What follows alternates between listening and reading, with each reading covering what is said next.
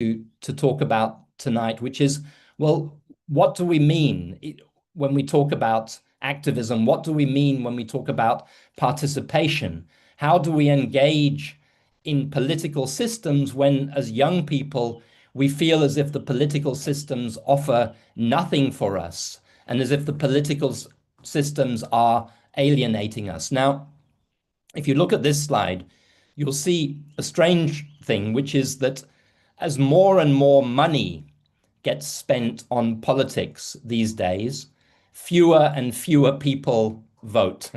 Uh, Politics, in many respects, has been captured by elites. Elites have captured politics, and they have captured often populations with misinformation, and democratic participation has gone down. I mean, we're watching what is happening in the United States at the moment, but one of the things people don't mention very often is that in the United States, 90 million eligible people did not vote at all in the 2024 presidential election. And most of those people were young people. In our election in South Africa in 2024, there were 40 million people who could have voted, but only 16 million people actually went out and voted. And I've forgotten the exact figure, but the numbers of young people, the numbers of people between 18 and 20 or 20 or 30 who voted was absolutely minuscule. So we have a challenge, which is how do we persuade people to re-engage with politics and the political system when they think that the political system does nothing to help them?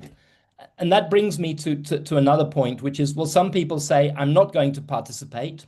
I'm not going to vote, but I'll get involved in protests. And protests is participation. It's participation by another means. But for me, the choice is not between voting and protest. It is a question of voting and protest, voting and organization, voting and trying to work to create political parties or independent candidates that give expression to young people's interests and to young people's safety and security in the world.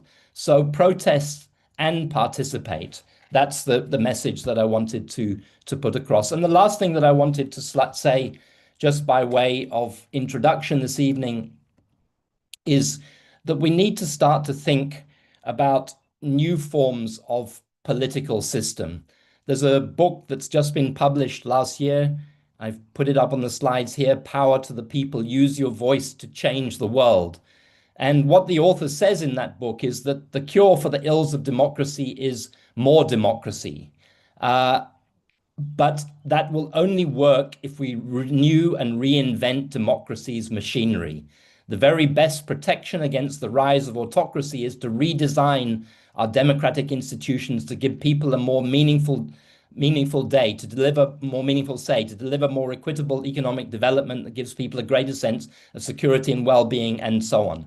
And so we need to start to look at what are the alternatives, talk about citizens' assemblies, talk about how we poll, how we organize people, how we stimulate conversation and reshape the political system so that the political system fits today's world.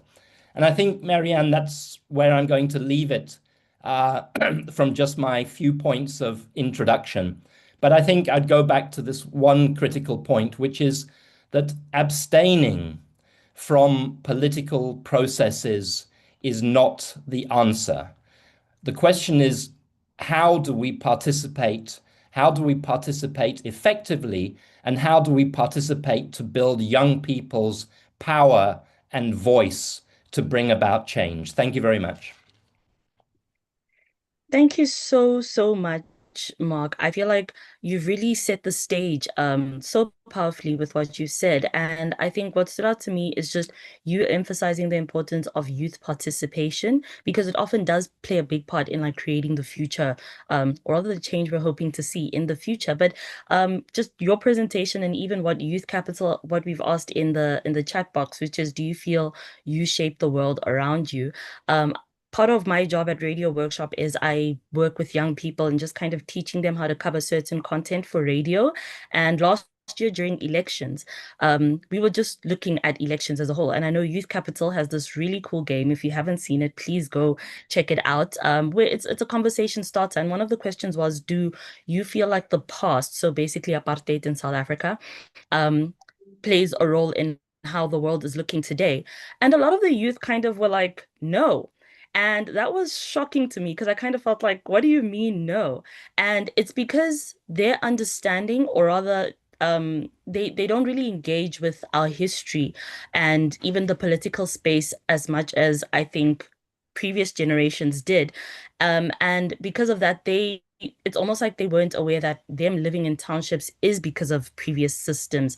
Suburbs being dominated by white people as opposed to black people is because of those past systems. And I asked them, I'm like, so why do you think it's like that now? Because I just wanted to understand why they didn't think the past played a role.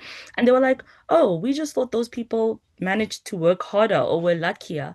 And I think this just highlights how important it is for young people to get involved because they will constantly look at the world and think it's just like that. It just happened to be like that. We just have to work harder instead of understanding that they are systemically disadvantaged because of their race. And a lot of the past has a lot to do with that. And if they're trying to see a difference, they have to participate now so that the future we're one day going to be in charge of Mm. actually looks different. So thank you so much, Mark, for bringing all of that up. And I hope all the young people listening are ready to be active and actually participate in whatever shape or form makes sense to them, because not participating is not the answer at all.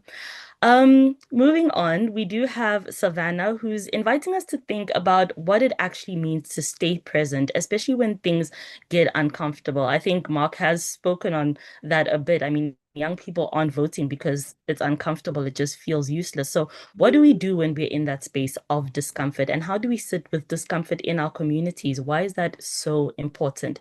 Over to you, Savannah.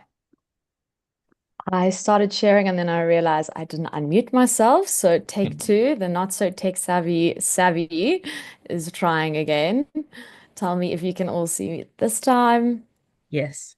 Amazing. So community is much more than belonging to something. Community is about more than that. It's about doing something together that makes belonging matter.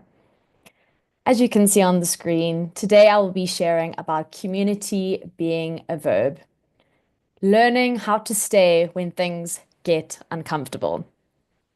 By way of an introduction to everyone, my name is Savannah Kotze, and I am a qualified attorney that made the transition into the social impact sector. I have now these two incredible communities, as you can see on the screen, the Education Outreach Foundation and Socially Gathering. To give you a bit more about what these two communities are, the Education Outreach Foundation is a nonprofit organization that provides access to digital literacy and education opportunities to underserved communities in South Africa.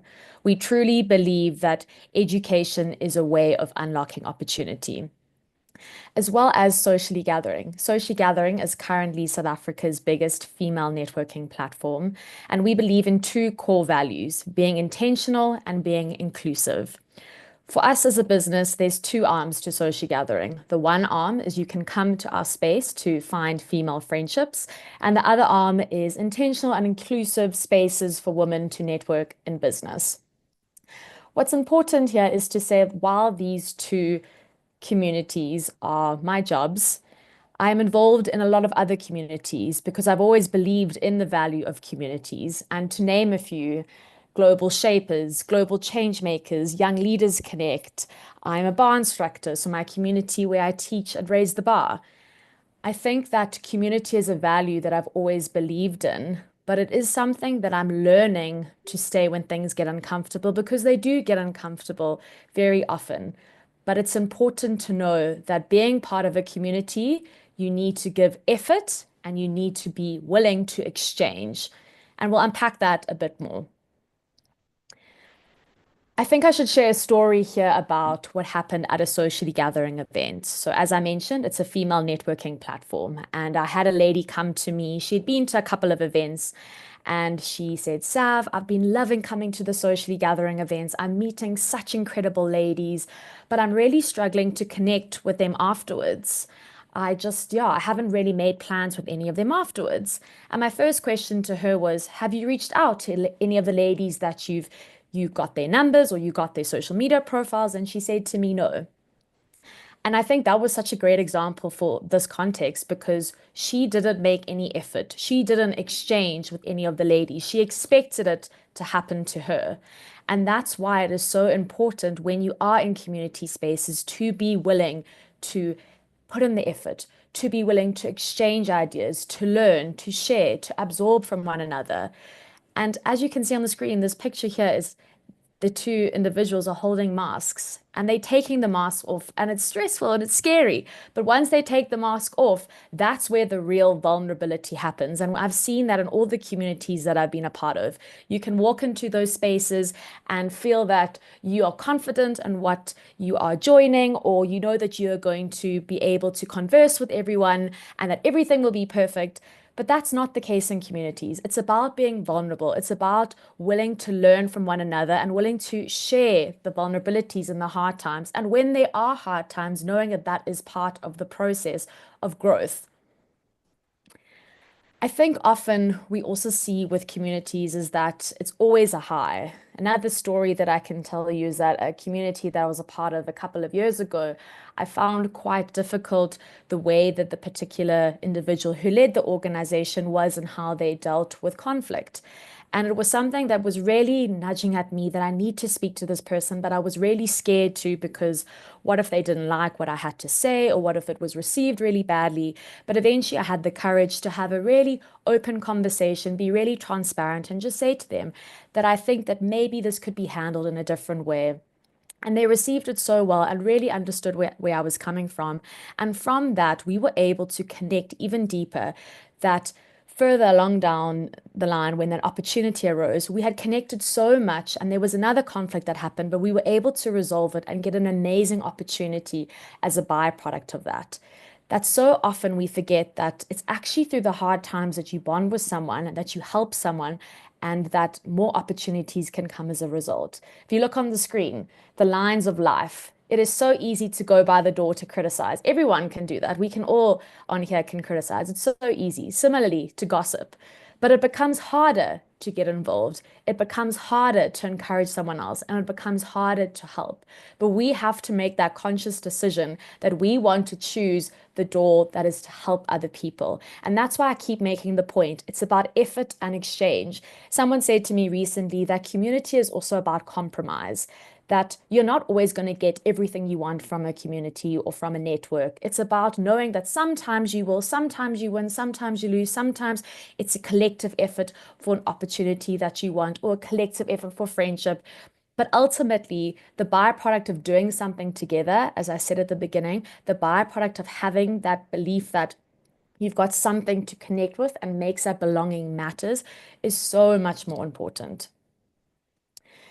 I then chose this particular image because I think it's perfect to describe community. And I know currently now community is such a buzzword and everyone speaks about the running communities. Everyone's like, oh, I want to be part of this running community or that running community.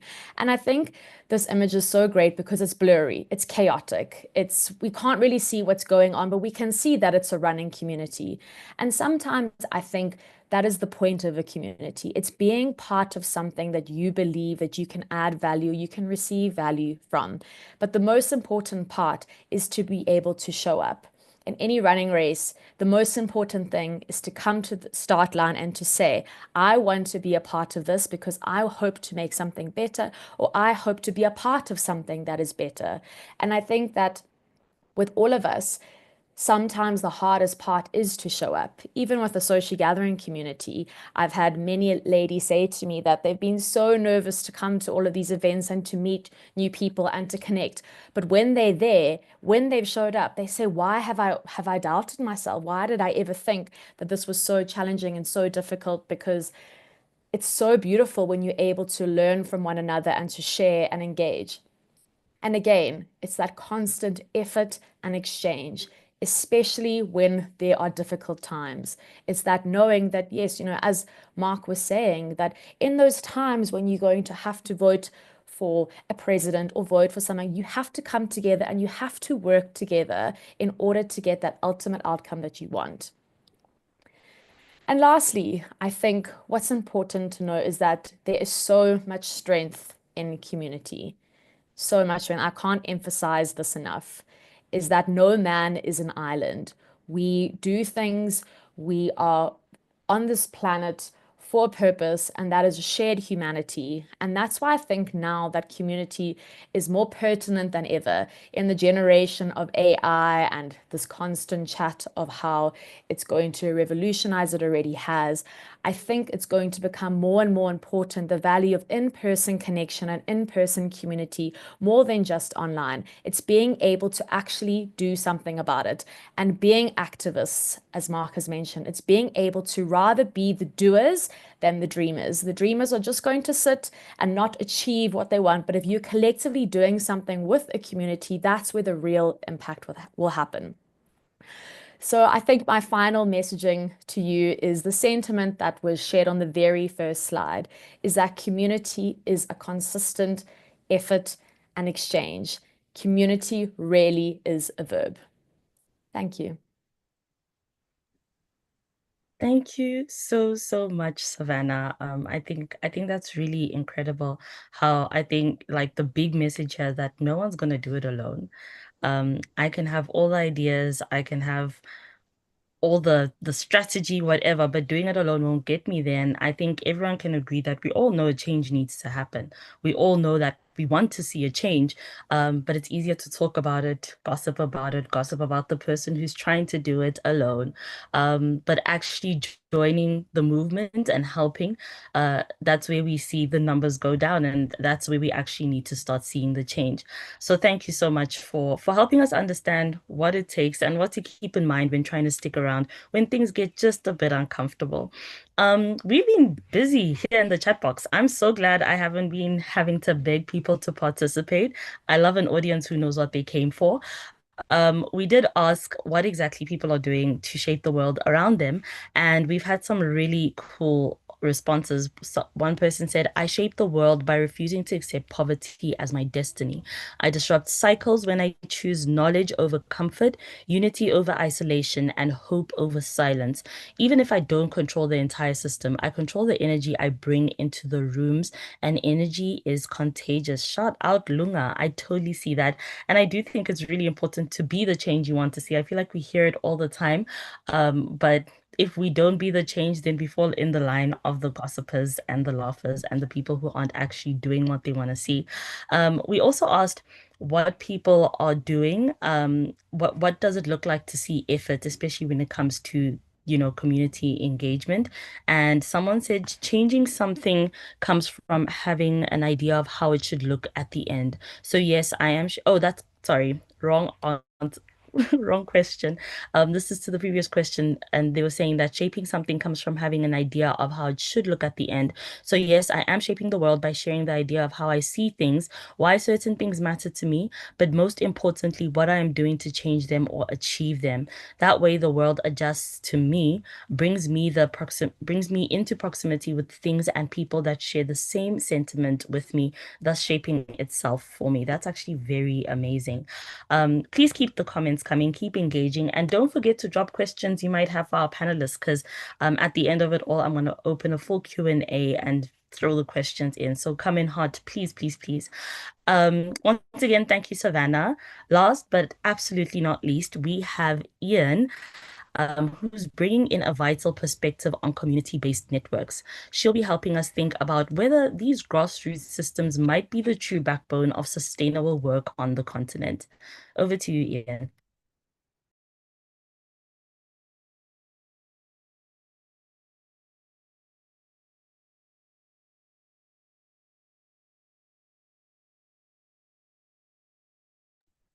You're muted.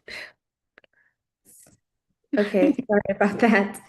All right, I'm just trying, there we go. Share, can you see that? Great. Okay. Good evening, everyone. I'm so happy to be joining Mark and Savannah and having such a vital conversation.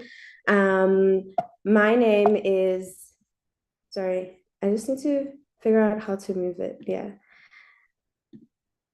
My name is Ian, and I am a social tech designer.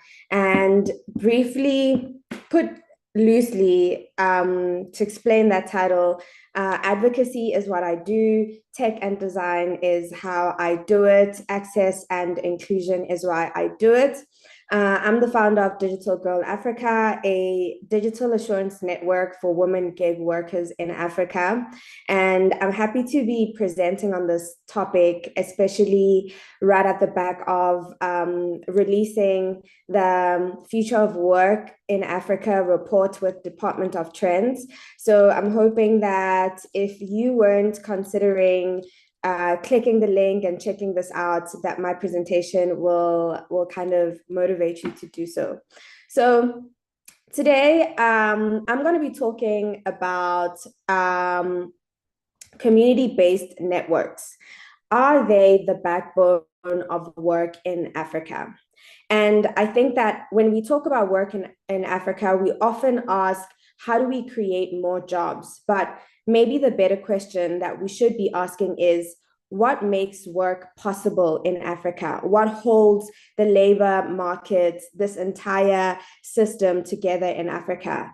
And if we are to dig deep into our history, we'll realize that across rural towns, cities, what continues to hold African communities together and be a lifeline of survival, work, and everything is community-based networks. And one example that I like to lean on when I think about this is stokvels.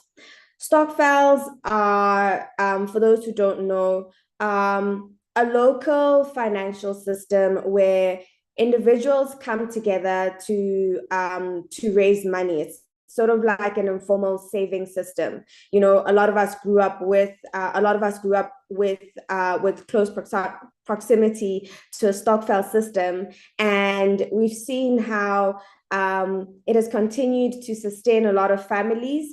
And today we're seeing a lot of traditional formal financial institutions starting to create products for this. So the reason why I'm bringing this up is because informality and informal systems are part of Africa's DNA in how we live and how we strive for survival. And ignoring that layer alone is one of the biggest mistakes that a lot of international development organizations always do. It's always a transferal of ideas and opinions and solutions from abroad, which completely erase and stifle the organic informal systems that inform and enrich our lives every day. And of course, I chose to use a picture of an African market because it's the most vibrant place you'll ever visit. It feels chaotic. You feel like someone's about to steal your liver, but that's never going to happen because those people are there on real work. And the fact that they continue to be messy without clear guides on how to navigate it, but it is the African mall. It's no different from a Santon just because there's no Louis Vuitton store there. And it's also, and in how it's created, it's so easy to break into that industry because it's anchored on community-based network. All you have to do is have a relationship with someone in the market and you could pop up tomorrow and launch your business. Unlike trying to open up a store in Santon City, you know? And then what this means is that often what we do is we think that because it's informal, then it must be unstructured, then it must be a mess. And so what happens is that we don't actually recognize informal labor. We only recognize and put a lot of value on how formal, on on work and on work and types of jobs that are created by formal systems. And if we consider the statistic that in sub-Saharan Africa, over 85% of work happens outside of formal structures. And this doesn't mean that it's random. It's actually driven by trust, reputation, long-standing relational infrastructure. And using the taxi industry as an example, I've always been fascinated by this industry because it's actually born, bred, buttered from the people who actually need it.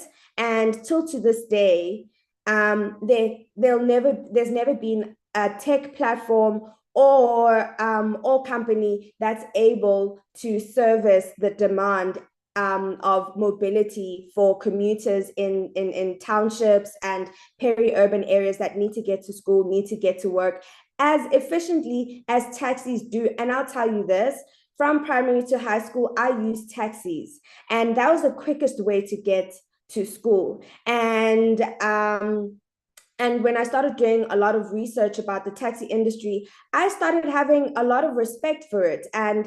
And even though Uber and e-hailing platforms are innovating the mobility space right now, they still don't serve a huge market. Not everyone can afford to pay a minimum of 30 Rand to move from point A to B. And this is what I mean by informal systems are informal because we choose to continue labeling them as informal. These systems are working, they're thriving, and we need to start thinking about how we change our relationship with understanding what work is, what purpose it drives, and also kind of like going back to our roots, going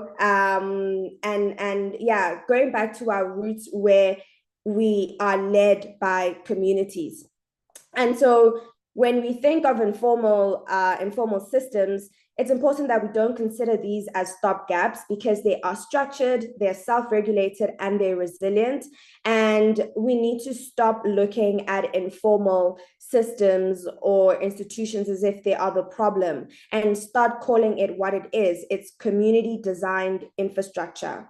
And so because of these community-designed infrastructure, in the African context, when it comes to work, we're seeing and globally, we're seeing something interesting happening. We're seeing the rise in mosaic careers, which are built on community infrastructure. And what mosaic careers are, it's young people choosing to do away with the idea of having one career trajectory, one job, and that's the job I'm going to choose from grade 8 or 9 when they ask me, what do I want to be when I grow up? And you're stuck with that for 40 years. That could never be me. And I know that could never be a lot of millennials, Gen Zs, and Gen Alphas. But this transition that we're experiencing right now is so difficult to navigate because we are trying to move with so much fluid and flexibility in these rigid, firm structures that have dictated for so long how careers work. And also, let's remember, right, that the definition and construction of what a career is was not created to serve the well-being of people. It was created to serve commerce and not community. And so us taking a step back and, reflecting and saying, wait, I don't need to be just one version of myself, and I can choose multiple jobs to express who I am and kind of tap into the life that I want to live. You need to rely on your community. But there are a lot of dangers, or rather there are a lot of challenges with mosaic careers because it's still new and it's still considered informal. Like, for instance, one of the things that I wrote, these jobs like gig work is precarious in its nature.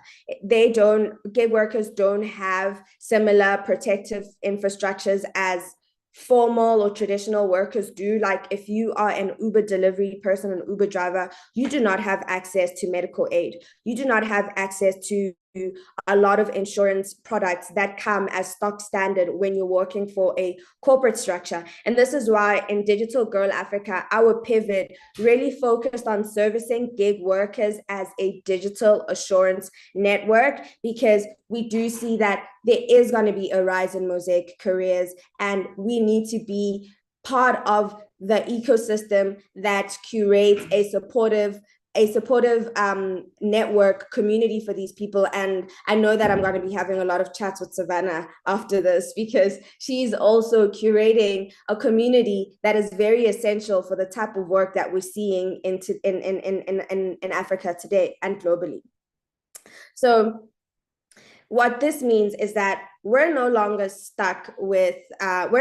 dealing with a unilateral way of work or industry. Now we are talking about hybrid work, where old wisdom meets new tools, right? And what I love about this is that it's not exactly a collapse of old system. It's more of like the evolution, where we're seeing workers in Africa blending ancestral models of mutuality with digital tools. I think of how women working in factories or firms have always had side gigs. Side gigs and being a girl boss is not a new phenomenon. It's always been there. If you've ever used a bus or a train, you always notice that there was always that lady that was going to an actual job, but she was selling something in the train or the bus, and now through technology, she's able to innovate. She doesn't have to carry her second side hustle in her bag to her main hustle. She can just manage all of that on WhatsApp or on her Instagram. So it's not necessarily, the idea is not for us to do away with traditional modes and understanding of work, but it's for us to find the sweet spot. Where do these meet? And I think the scale that I like to use is, if it's bringing to our community more than it's taking away, then it's good for us. Because if it's taking more than it's giving, surely it can't be for us. And for my last slide, I want to leave you with the quote that the future of African work is communal, not corporate. So are community-based networks the backbone of work in Africa? Absolutely, because they make work possible. They offer trust where institutions don't. They respond faster than policies. They are how people adapt, survive, and build meaningful careers in the absence of linear job paths, especially in a country like South Africa, where we're always churning out graduates in high numbers, but we don't have enough jobs to suck them into. So what does that mean? We are not the problem. The system is the problem. And maybe it's in how we look at the system and how the system continues to erase the importance of the community in it. Yeah, that's it. Thank you so much.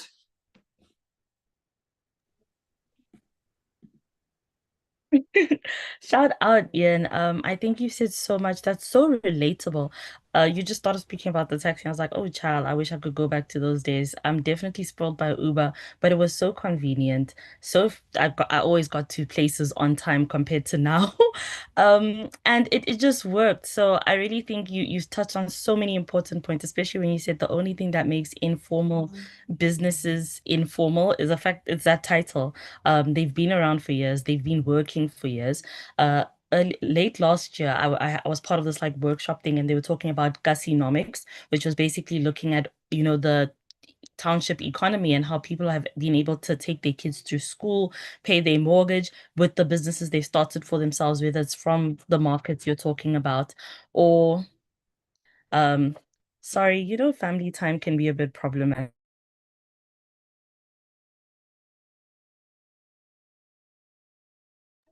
The baby walked in. Sorry about that. But yes, you really did touch on some really important points, and a lot of them were incredibly relatable. Now, before I completely open up the Q&A for everyone to really get into what they, stood out for them in our conversation. I want to let everyone know that we do want to have this conversation go on. At the beginning, I did say this isn't a webinar where you're in today and by the time we say goodbye, you've completely forgotten everything we discussed. No, no, no, no, no. We want to keep this going because one thing about keeping community going is staying in touch, staying together consistently. And so we want to give you guys the opportunity to take these reflections into your own meetup. I'll definitely be giving more details on that a bit later, but we are going to drop the link in the chat box for those of you who are interested in keeping the conversation going and maybe starting some stuff together. So do sign up using the link and we'll share more details on that a lot later. I want to go right into the questions. We do have one directed at Mark. It says, what usually sparks action in you when something feels overwhelming or out of your control? I think the overwhelm breeds apathy. How do you overcome this? I think what inspires action in me is that I'm continually inspired by other people. You know, we talk about networks, but there's always something to learn from other people. And there's always something to benefit from having a discussion and working with other people. The combination of your ideas is always better in discussion than it is just by struggling with something by yourself. The other thing, Marianne, in answer to that question is I've always been struck, we feel so powerless a lot of the time as individuals, and yet we have so much power if we just find where that power is within us. And, you know, in a country like South Africa, we're very fortunate at the moment that we have still a constitution that gives power to people in many, many ways, and we should use it and we should take advantage of that space. The last thing that I would just say is that, you know, in my personal experience is, you know, I've come from a fairly privileged background in life, as you can see, if I went to a place like Oxford University, but paradoxically, privilege has taught me even more why equality is so important. Because if you understand the beauty of the world, what the fruits the world has to offer, then you understand why everybody should be able to have access to that. And that's why I constantly feel outraged by what we see of people who, and especially young people now, who are denied year after year after year basic opportunity. And we have to take it into our own hands to change that situation, as Ian and Savannah has said, because nobody is going to find the solutions for us. Thank you so much, Mark. That really is true. Your closing words that no one is going to find the solutions for us, and that's why this is a series and not just a one-time community talk. Our next question, and I think it's open to the entire panel. So Ian and Savannah, do feel free. I do think it kind of pushes on what was pointed at Mark. It says, if your behavior became the norm in your community, would the community grow stronger or weaker? Can you please repeat the question? It says, if your behavior became the norm in your community, would the community grow stronger or weaker? That's a big question.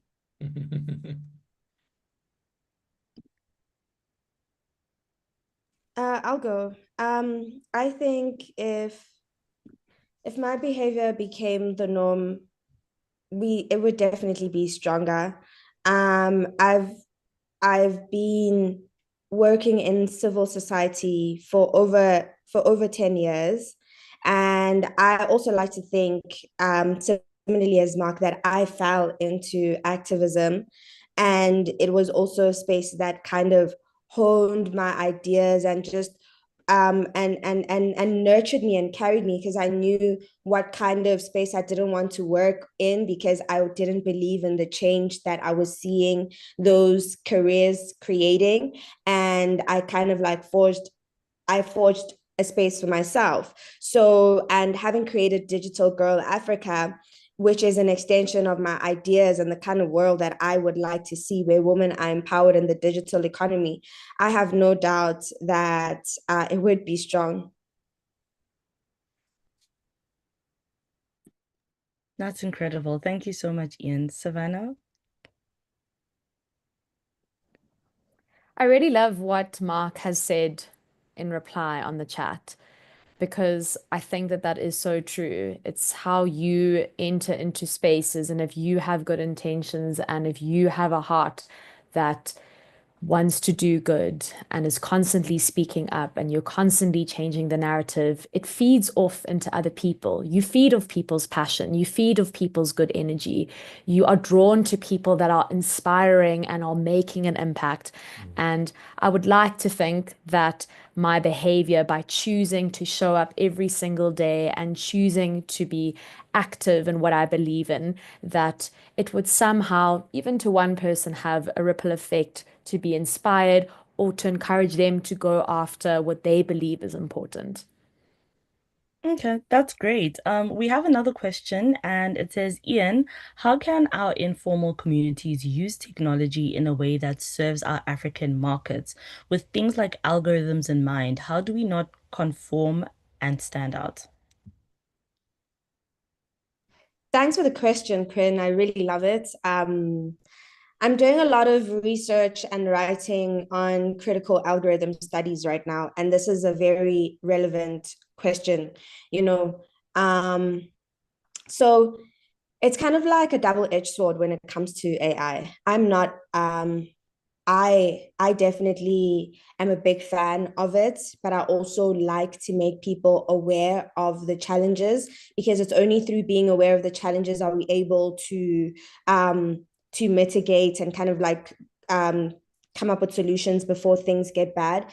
Because what tends to happen with technology is we find a new product or innovation is introduced, and society or the tech world throws a lot of buzzwords at it to kind of like create this noise around it, which makes it impossible for us to really be critical about that innovation and the dangers it poses. For instance, like AI, it's definitely great for the world where we're going, for the direction that we're going in and for where the world is right now. There's an influx of information. There's bots everywhere. So being able to have a personalized experience cuts down your time a lot. And even when it comes in the working sense, right? It's great to have AI. It's great to be able to take 30 minutes to do something that usually took us a week to complete. But there's also downsides to that. And I feel that most of the time when we look at the downsides, it's always downsides that affect the global market, but never really localized a bit. So when we look at AI, we're going to need more power to operate AI. The more everyone adopts AI, the more everyone increases the AI literacy, that's more resources required from us. And the conversation we should be having then is what does this mean for the environment? And when we start bringing in that conversation, the first people we should be considering in that conversation is rural and marginalized communities, the so-called informal communities that you asked me about, right? And even though your question was about how can they incorporate this, right? It's also about like, how do we make them aware of the challenges and the dangers that they can experience? And then from the more practical side, when I said it was a double-edged sword, as much as we need to be aware, we also need to use it, because currently AI doesn't have enough representation. It doesn't have enough data that is representative of all views, all life experiences. That is the goal, even though we might not reach it, but we need AI to know what a 7-year-old boy in Rwanda's experiences is with traveling to school, so that we can be able to have more inclusive and socially just digital experiences. So when it comes to how can we leverage technology, it really is about engaging with the existing tools so that we can train them as much as possible, and the innovations will kind of come out from there. Thank you so much, Ian. We this was a really great conversation, and I do think we're reaching our closing point just because we have 3 minutes left. But what I'm hearing is that through all these stories and even the questions and engagement, there is like some tension between action and patience, discomfort and staying, and individual work and collective care as a whole. I feel like Mark reminded us that participation looks different depending where you stand. Savannah really opened our minds to what it looks like to be present in those hard moments. And Ian really grounded us when it comes to networks and overall showing us that the strength of a movement is often in its quiet, steady relationships.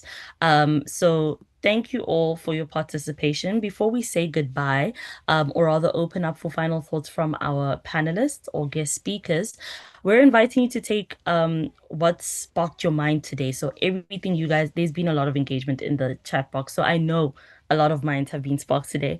And host your own reflection meetup / community talk of your own, a space with your friends, your peers, or community to unpack and build on the themes we spoke about. I mean, people can share interest in the meetup in these meetups, either by hosting one or attending one close to them. The team is sharing a form in the chat box. I think it's already been shared. And we will also share it in our mail afterwards if you're keen about or you're scared to be the one to initiate it. Don't worry. We'll also be sharing a toolkit and a lot more information with you.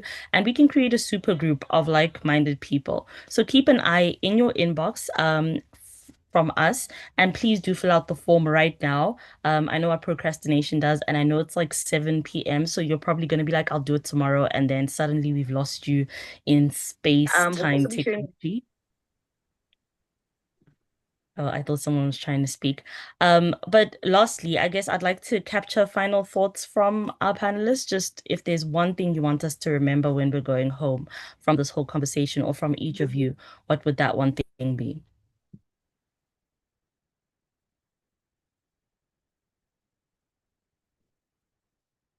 Shall I jump in first? I think it's been a great conversation. I would just, one of the things I would say is it's important for all of us to model hope, that we shouldn't give up. Things are difficult for many, many young people, but it's important to understand that there are solutions to all of the problems. There are ideas and there are resources. And the challenge is, how do we organize ourselves to make all of those things better and to make things work? And that just brings me back to this point that participation is so important.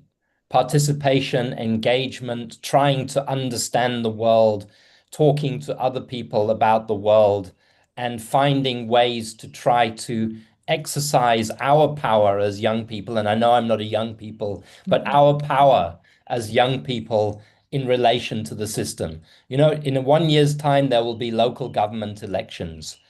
We can choose to ignore those elections and we end up with the same crooks. But local government is a place where there is so much money and resources that could be well spent on the types of initiatives that Ian and Savannah and others have talked about. We could multiply them so many times, but we have to take that power for ourselves. So thank you. To add on to to Mark's profound words, I think I would say to keep showing up in the good and the bad times, to stay curious, consistently stay curious, and lastly, to do what you can with what you have. Each and every one of us can do something. So to never forget that we have power with just doing what we can with what we have. And I think I've been well captured by Savannah and Mark. I think it is showing up is a big part of sustaining and keeping your community healthy. And yeah. I love how you all just bounced off of each other. Community, people, community, we're connected. Thank you once again to all three of you, Mark, Savannah, and Ian. I really think you've showed us how to show up, to share, and to hold space. And I think to all our guests, thank you so much for being so active in our chat box. This has probably been one of the most engaging online sessions I've ever participated in. So let's keep building together in real life, in reflection, and in community. Take care and see you all in the meetup. Thank you to everyone who's already filled out the form. For those of you who haven't, please make sure you do so we can keep in touch. My name is Mary Ann, and I look forward to seeing you in our next community talks. Thank you.